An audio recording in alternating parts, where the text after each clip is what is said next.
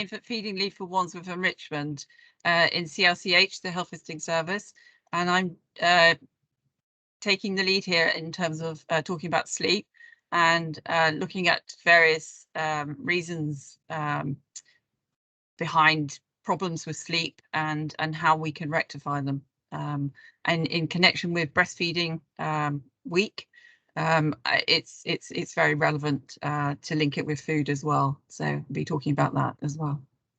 Okay, I'm just going to try and share with you.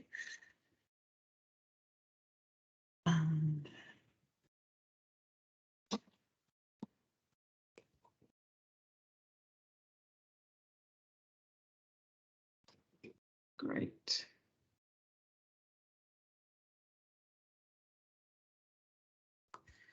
Okay, so as I said, this is a sleep workshop for health workers and parents. So this is to improve understanding about infant sleep and to teach health workers how to support parents both in the antenatal and postnatal period with sleep up to the age of around 6 months. So why is it important to support families with sleep? Well, we know that this is obviously a major concern for new parents. There's lots of misunderstanding around sleep and especially what is normal in babies. Sleep deprivation may be associated with depression and it's again fatigue linked to sensation of breastfeeding quite early on. So supporting parents with this very important process is really vital to maintaining mental welfare. So history gives us some explanation of where we are today. So early research into sleep led to some misconceptions around babies, that they should be sleeping through the night by 3 months.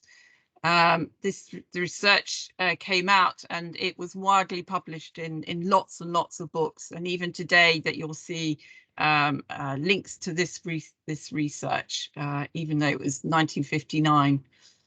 And it basically goes on to say that a high percentage of babies started to wake again after the period of sleeping through, as they thought, and this is wasn't necessarily clearly identified in the research. Everyone linked on to the fact that babies should be sleeping through the night and what through the night meant.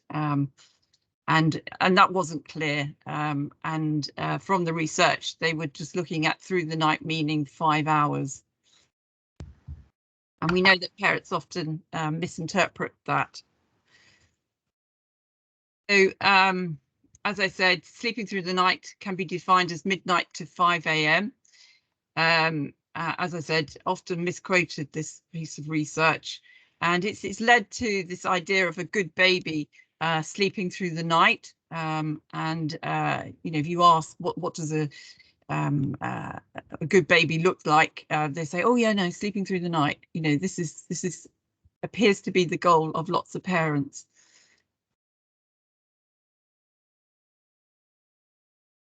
So isn't infant sleep a problem? So evidence suggests that the majority of 6 to 18-month-olds wake at night, and a lot of parents and health professionals identify problems which are actually normal sleeping behaviour in babies. So what can help? Encouraging pregnant mums to address their own sleep issues early in pregnancy has been shown to actually really help in the postnatal period. Understanding sleep biology can be really transformative for parents when they understand that actually babies wake at night, and this is quite normal. They tend to be less anxious about the whole thing. So, and establishing early positive sleep patterns can reduce stress.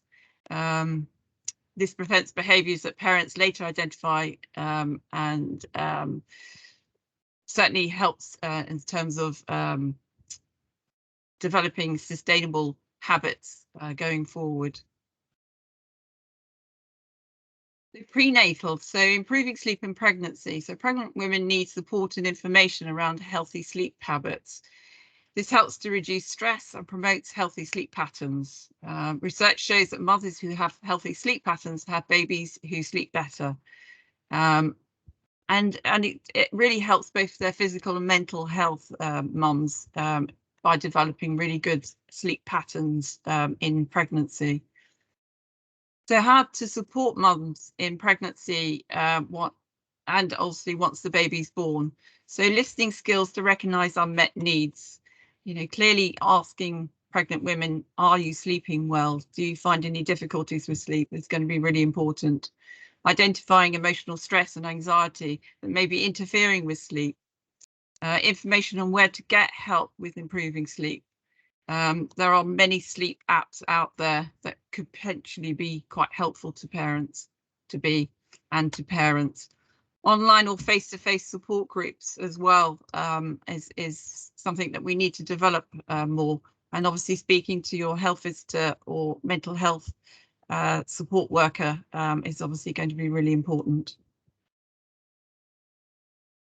So antenatal communication, something that we need to develop more and more with in our programs with antenatal mums, is encouraging that early relationship with their babies.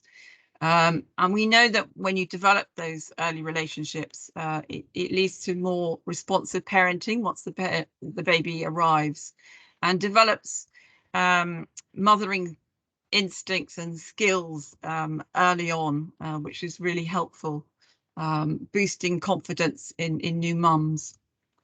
And we know that actually singing lullabies in pregnancy is really helpful. Obviously, lullabies have been around for an awful long time, and it's associated with mums and parents basically singing to their parents to sleep.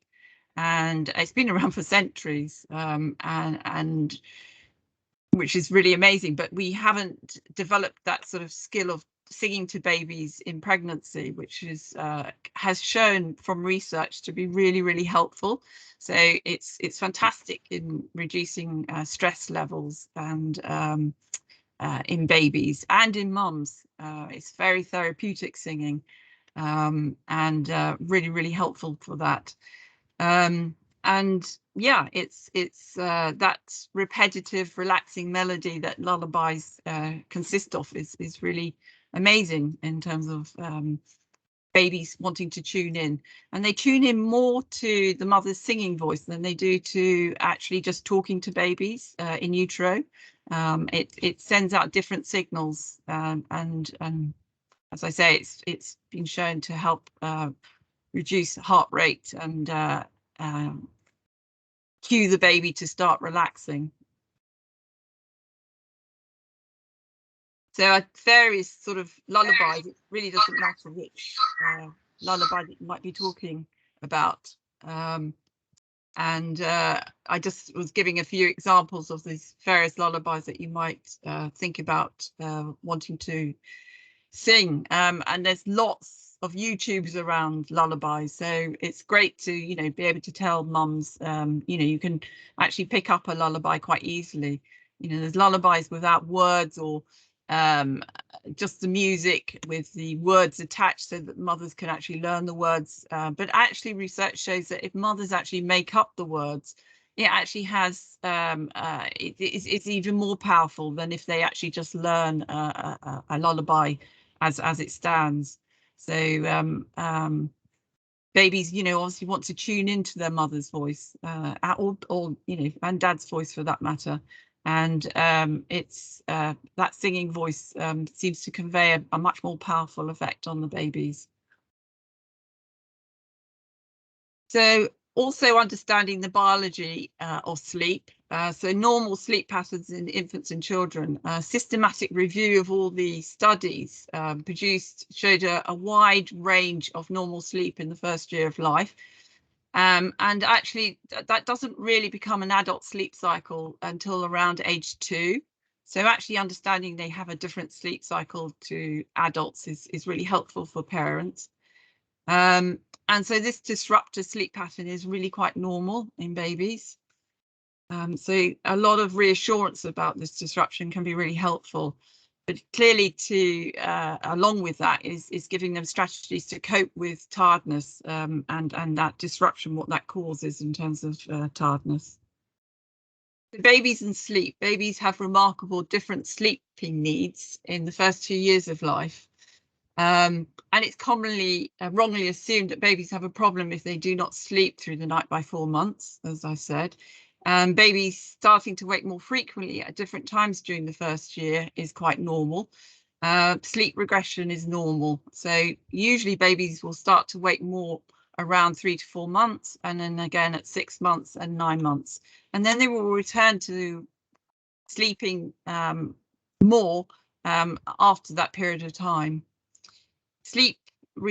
Research into sleep training has shown that babies often regress back to waking more frequently if sleep training has been sort of introduced. And the cry out approach can be harmful to babies, as cortisol levels can remain high even when the baby is no longer crying at night. So one needs to be careful in our approach and strategies to deal with sleep. This graph comes from the BASIS website, and this basically shows the systematic review of all the studies. And it's quite clear that younger babies are sleep longer overall, but also there's an enormous variation between individual babies. And you can see that some babies continue to wake up at night until 1 year of age, and sometimes even longer. So this is this waking up frequently at various stages in the first year is normal.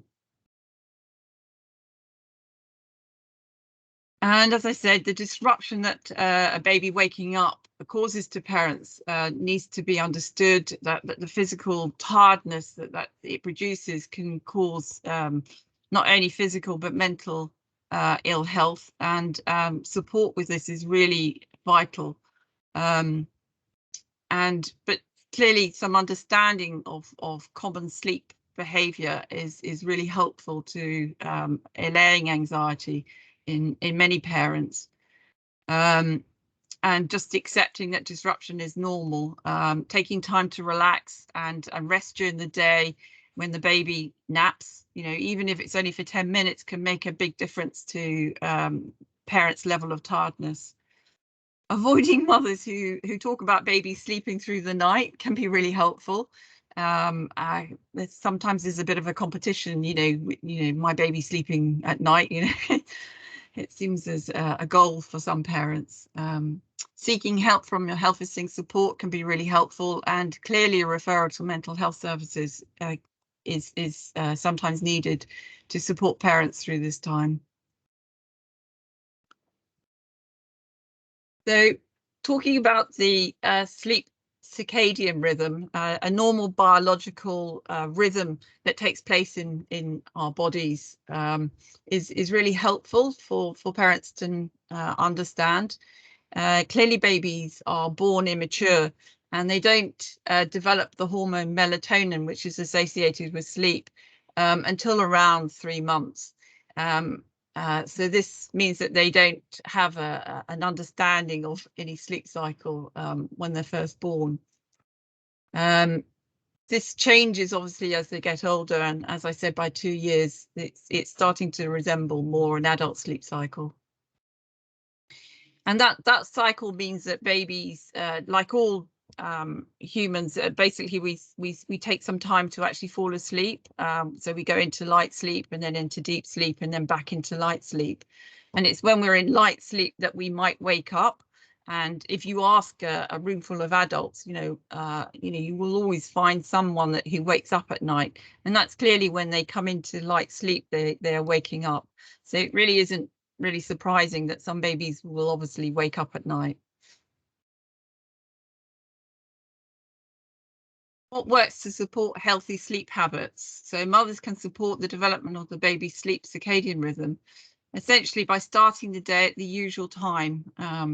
Sometime in the morning is the sort of usual time, getting the baby dressed and promoting a normal daily activities as you would normally carry out the functions of the day. Having a clear beginning and an end to the day is really helpful, and getting out into sunlight, into fresh air, it helps to develop that circadian rhythm. So again, if mothers are super tired, they clearly can't necessarily get up and go out, but it could be that someone else could take the baby out to establish their normal routine while mum catches up with some sleep. But also clearly we need to be talking to parents about sleep cues. So recognizing them and promoting naps in babies is important, and assisting babies to take naps when they need to. So it's it's like when we ignore our tired signals, it can be quite harmful to us. We then end up going to bed much later, and then that has a knock-on effect, sometimes for several days later. So it's important to recognize tired cues, sleep cues, to establish that sleep routine in good time. Schedules can put additional stress on mothers, so recognizing the baby's own individual cycles of tiredness and wakefulness helps promote a healthy daily routine. So it's giving her support to recognize these things in good time, so that she can then prepare baby for bed of an evening is really helpful. So waking at night, the sleep pressure, tiredness is a requirement of sleep becoming greater with increasing amounts of time spent awake. A consistency in when the baby starts the day is important to establish a nighttime sleep routine. And sunlight also helps during the day. So babies who take a nap need to be put down in daylight, as opposed to making the room darker. That can add to confusion about when the night time starts. So naps should take place in the normal environment of the family living.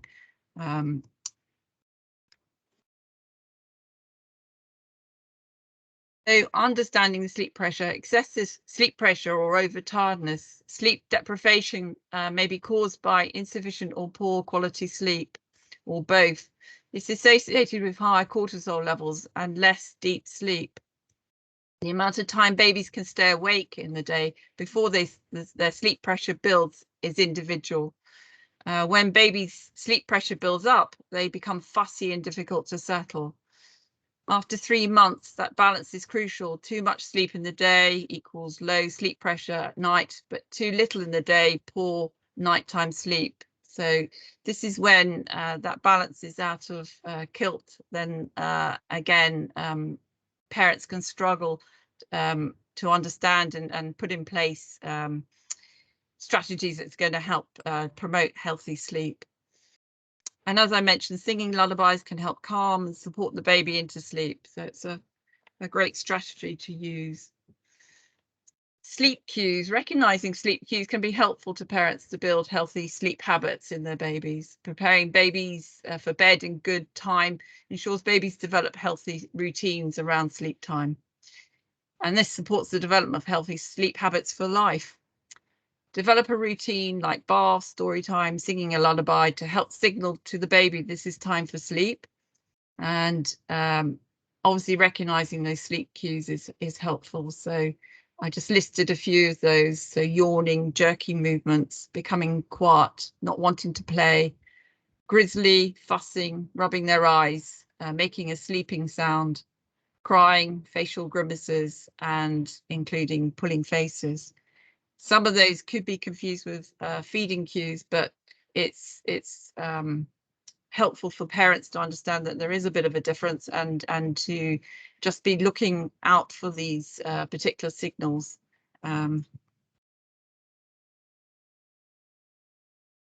So putting sort of a picture to those sleep cues can be helpful.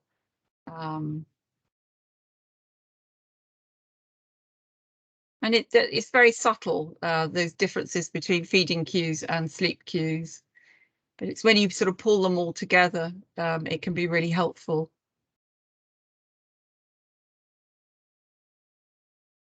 I just put a few more in place. Needless to say, it's very important that we always mention, say, sleep whenever we talk about sleeping. And this is obviously very important, because tiredness can lead to parents not adequately putting in preparation around sleep. and can lead to poor, risky practices, you know, like safer sleeping, etc. So just wanted to add here around important safe sleeping advice. So always sleeping in the same room as your baby is really important. Always place the baby on their back. Never leave a baby on the parent's bed alone. Feet to foot in the cot or Moses basket. Overheating is important to avoid. So avoiding heavy blankets, etc. Using cellular blankets whenever possible and tucking them under the arms. A firm, flat, waterproof mattress. Avoiding hats, pillows, soft toys and duvets. Never sleep on the sofa with your baby, and key messages around co-sleeping to be avoided if the baby's premature or low birth weight, or never following alcohol, or if you or your partner smoke or need medication which may affect your arousal from sleep. Avoid overtiredness at all possible, and obviously follow all the guidance around safe sleep. So just those key messages, and where to go and get support around safe sleeping. The Lullaby Trust and UNICEF also have a Caring for Your Baby at Night, which is a really helpful guide for parents. But key things is adequate preparation, particularly if parents want to co-sleep, and to be avoided if there's any risk factors that have been identified. So breastfeeding and SIDS. So breastfeeding lowers the risk of SIDS. We know that for breastfeeding for at least 2 months halves the risk of SIDS, but for longer, if you continue to breastfeed, obviously the protection lasts for as long as you continue to breastfeed. And that protection is really the antibodies known as immunoglobulins in breast milk, which is delivered via breastfeeding, which helps protect infants from infection during the period they're most at risk of SIDS. It's also true that mixed feeding will also deliver protection, as any breast milk the baby receives will contain antibodies.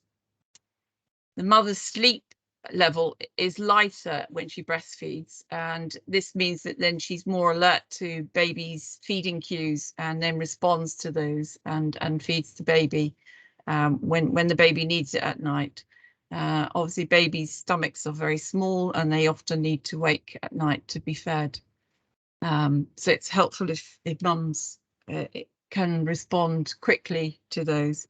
But also we know that breast milk will help, or when she breastfeeds, will help the mother actually go back into sleep quicker.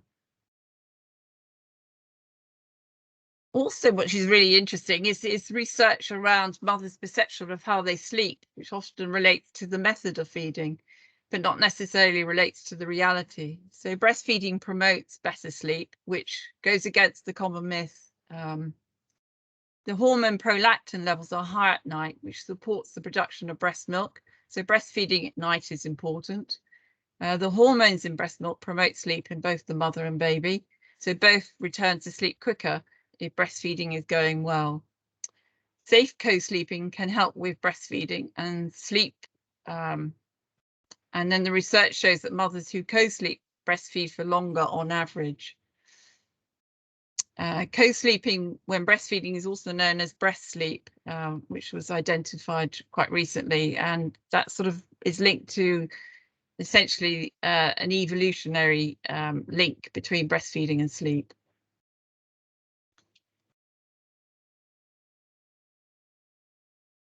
I just wanted to mention the WHO code. The UK did not sign up to the code fully. This is the International Code of Marketing of Breast Milk Substitutes, which was 40 years old this year. And it's important to recognise, because mothers often use follow-on milks in a potential strategy to help with sleep, and also baby foods, which are commonly found on the supermarket shelf. And I think parents tend to think that there's regulations against these things, but there isn't, because we didn't sign up fully to the code. So the manufacturers can market these products from early on at 4 months. And I think it's interesting to link this to sleep, because it's often around 3 to 4 months when babies start to wake up. So often parents think that this is to do with hunger, and therefore they often then reach for potential solutions like introducing formula or introducing food, baby foods early on. And why do we recommend the introduction of solids at 6 months? Well, this is to do with developmental readiness. So our research shows that babies aren't actually ready for solids until around 6 months. And that's when breast milk doesn't meet all the requirements a baby needs in terms of its nutrition. And allergy sensitivity, if you introduce solids too early, potentially you could trigger problems in terms of allergies. And we know also about gut maturity. So enzymes produced in the pancreas aren't actually fully operational until around 6 months. So processed foods, as I was saying, that I think that potentially there can be a link with parents making that jump, that they see it on the supermarket shelf. So this is something that they might reach to as a strategy to help with sleep. So we need to be alerting parents to this. And then I just wanted to finish off with looking at top tips for parents. So all babies are different, like adults. Some sleep for longer periods than others. Avoid setting unrealistic goals is really key. Babies often start waking due to a developmental milestone and not hunger. That could be something like just rolling over, maybe making their first sound. And that sort of amazing developmental progress milestone can actually have a significant effect on sleep.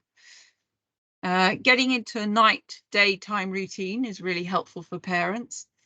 Using the sleep pressure to build a natural progression during the day to help establish good sleep habits.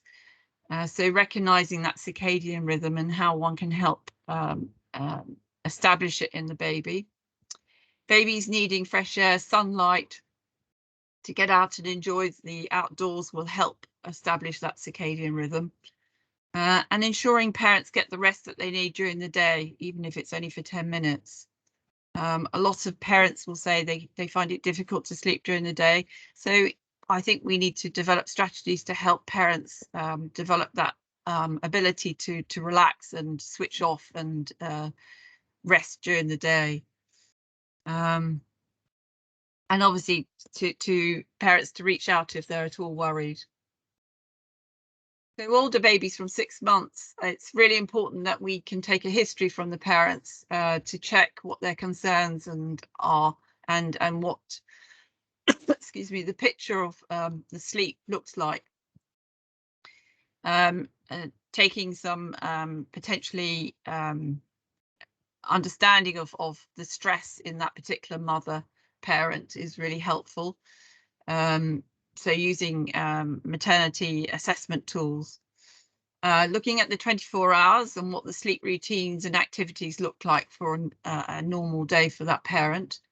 Where does the baby sleep is really important. Does the baby have naps during the day? Is there a bedtime routine? Has anyone discussed sleeping cues or the biology of sleep with the parent?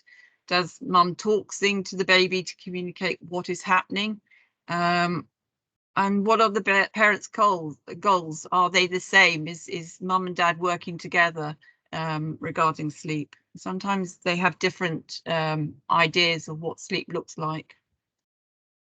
A plan of action, ensuring if the previous information and data is completed or collected from the parents, and ensure sleep biology is understood, follow the baby's needs and avoid overtiredness, set realistic goals, follow up and recheck that the mother parent is getting support with any unmet needs, suggest attending Sing and Sign or similar groups at the local children's centre to learn strategies and communicating ideas around calmness. And websites that are really useful for parents. So the Lullaby Trust, obviously around safe sleeping, UNICEF has some excellent resources. And BASIS is a brilliant app that you can download, website to look at for further information around sleep. So some wonderful ideas to be gathered there. Okay, that's the end of my presentation. So if you've got any questions, I'll be happy to answer those.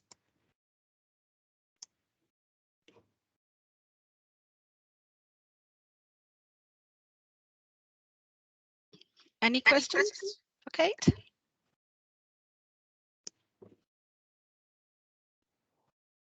Hi, it's Bev. I've just got one question. We get a lot of parents asking about sleep training and kind of, you know, about that. Do you signpost any parents to any kind of like recommended sleep trainers or anything like that? Or do you just like avoid sleep training? If you Google it, you'll get millions of hits. It's become very popular as a way of trying to help assist parents into getting babies to sleep at night. I think the research suggests that they don't work, that better to actually talk to parents about what normal sleep biology looks like, and work with them around good sleeping habits, and developing the sleep pressure over the day to assist them is probably the best way to go. I know there is this enormous anxiety out there to get babies to sleep, or to think that the baby actually has a sleep problem, but I think one needs to unpick it first. Yeah, no, definitely, I totally agree with that. Sometimes it's quite hard getting parents to kind of understand that, and the first thing they want to do is just run to get a sleep consultant. Yeah, well, that obviously that's parents if they can afford it. I mean, because that can be costly, but that's not open to everyone, and I don't think it needs to be open to everyone. Thank you. You're welcome. Thanks, Bev. I think, Joe, you've got your hand up. Hi there. Yeah, it was also it was about the sleep training as well, because I heard you say that the research doesn't support success in that. I have sleep trained, and I didn't pay £400 a night for a sleep trainer because I don't have the money and I'm not bonkers. Sorry, I know that's offensive language. Sorry, but a friend of mine had and passed on the wisdom, and then recently my nearly 2-year-old has become a bit sleep resistant.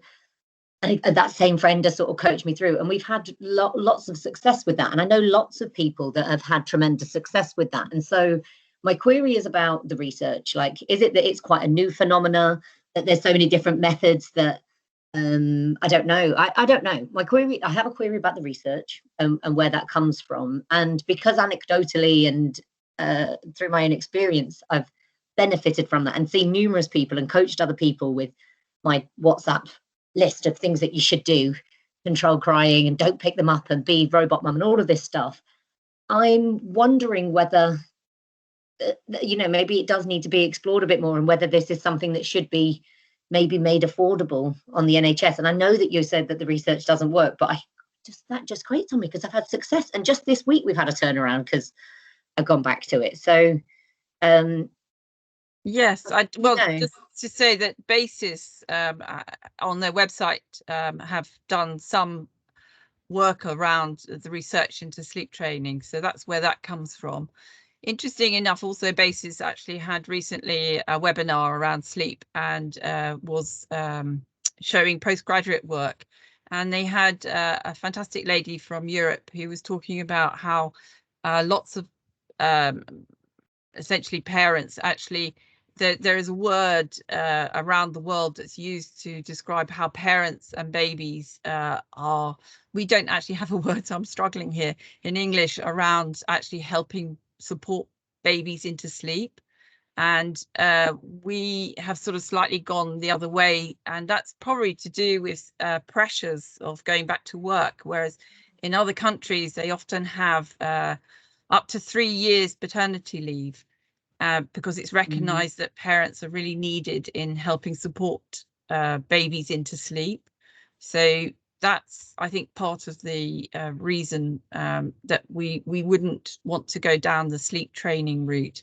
I think that the whole sleep training covers a whole range of strategies, and clearly some strategies are perfectly okay. You know, that they clearly, you know, things like introducing a sleep routine, and lots of parents don't actually have that in place. So, you know, sometimes simple remedies are really effective, and it's just alerting to parents to know how to identify sleep tiredness well in advance to prepare babies for sleep. It can be very effective.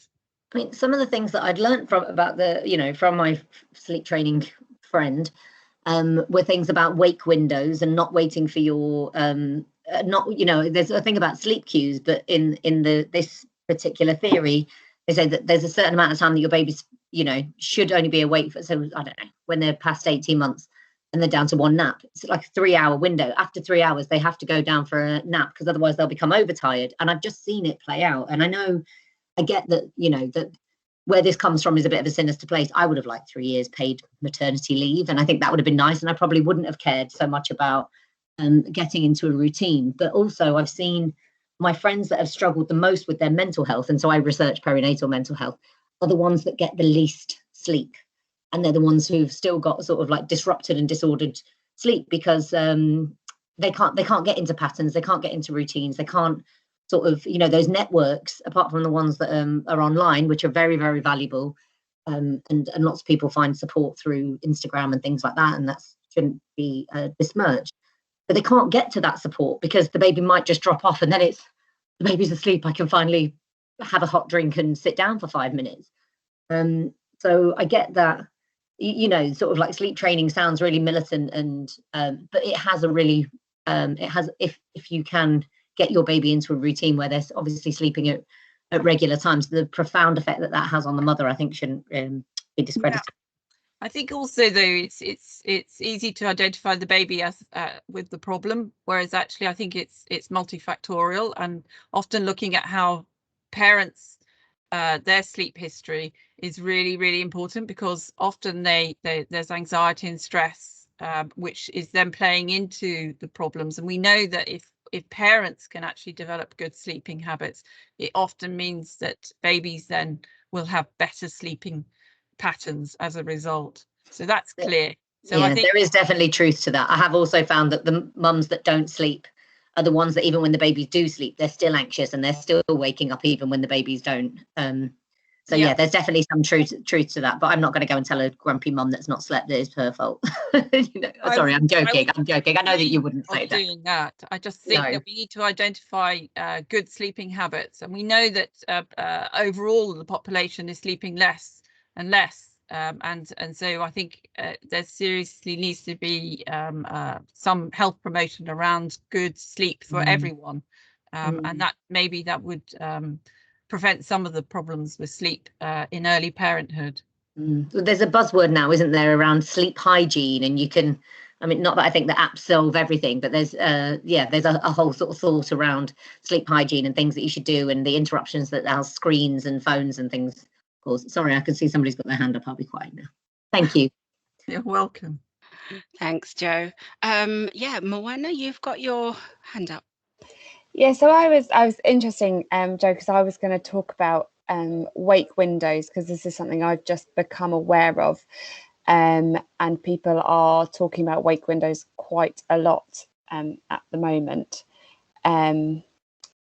So yeah, I was just thought raise that from a kind of a point of view that, I mean, Jane certainly talks about people, particularly the mums that she works with, are obsessed with sleep and their child not getting enough sleep, and this wake window. So your child should be awake for this amount of time and then go to sleep and things like that. And I think it does take away the looking at the child as well. So yeah, I just thought whether other people have heard about it, and the apps that people that say, you know, ping and say your child should go back to sleep now. You know, there's lots of stuff out there that I think is quite detrimental to mums and their baby's sleep. I think it recognises the pressure that's on parents to get babies to sleep. And where there's a pressure, then that's not good for anyone's mental health. Yeah. But I think if we overcomplicate things, it then leads to stress as well. So I'm keen on a simple life. But recognizing that, you know, when parents need rest, that they get it during the day. To cope with normal parenting. Yeah, definitely. Thanks. Thank you. Right, thank you. Joe, your hand is still up. Should I assume that's your legacy hand, as they call it? Yeah. Oh, what happened? Okay. Any other questions for Kate?